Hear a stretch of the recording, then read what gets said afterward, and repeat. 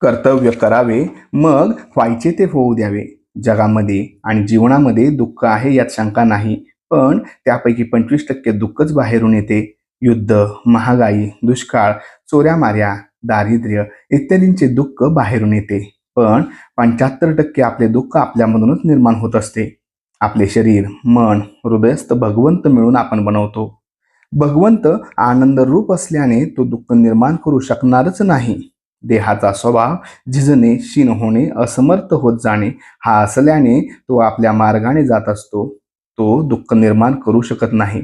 ते जडच आहे. ते दुःखही देऊ शकत नाही आणि सुखही देऊ शकत नाही. उरले आपले मन. कुठेतरी चिकटणे हा मनाचा स्वभाव धर्म असल्याने त्याला ते चिकटते, त्याचे गुणधर्म अंगीकारते. भक्ताचे मन भगवंताला चिकटते, म्हणून त्याच्या मनातून दुःख निर्माण होऊच शकत नाही. त्याचे मन देहाला चिकटते, त्याचे मन दुःख निर्माण करीत असले पाहिजे. भगवंताहून वेगळेपण आणि देहाशी एकपण या एकाच नाण्याच्या दोन बाजू आहेत.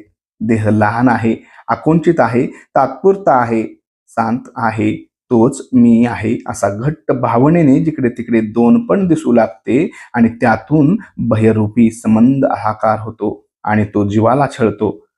भगवंताच्या स्मरणात आनंदाची मस्ती भोगायला जन्मलेला माणूस भयापोटी चिंता आणि चिंतेपायी दुःख निर्माण करतो. भगवंताने आपल्या संकल्पाने जग निर्मिले. त्यात घडणाऱ्या घटनांचा आराखडा त्या संकल्पातच असतो. कालचक्र जसे फिरते तशा घटना आकार घेत जातात. त्यात भगवंताचा हात असतो. याचा विसर पडला की आपण गोंधळून जातो आणि आपली कल्पना भय निर्माण करते.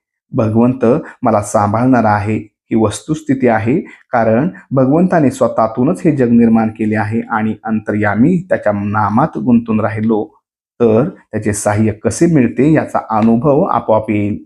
भगवंत रूप नाम स्वरूप आहे, म्हणून त्याच्या नामातच राहण्याला देहाचे काय होईल यात भय उरत नाही.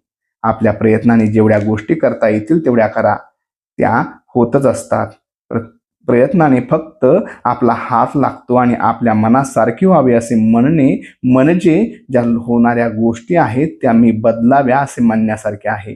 त्या कधी बदलल्या जात नाहीत आणि आपल्याला आनंद कधी मिळत नाही. म्हणून म्हणतो, रामावर निष्ठा ठेवावी. माझे कर्तव्य मी केले आहे ना, ते करीत असताना मी अनिती अधर्माने वागलो नाही ना. आता जे व्हायचे ते होऊ दे. काळजी करू नका. ही वृत्ती ठेवून जगात जो वागेल ना तोच मनुष्य सुखी होईल.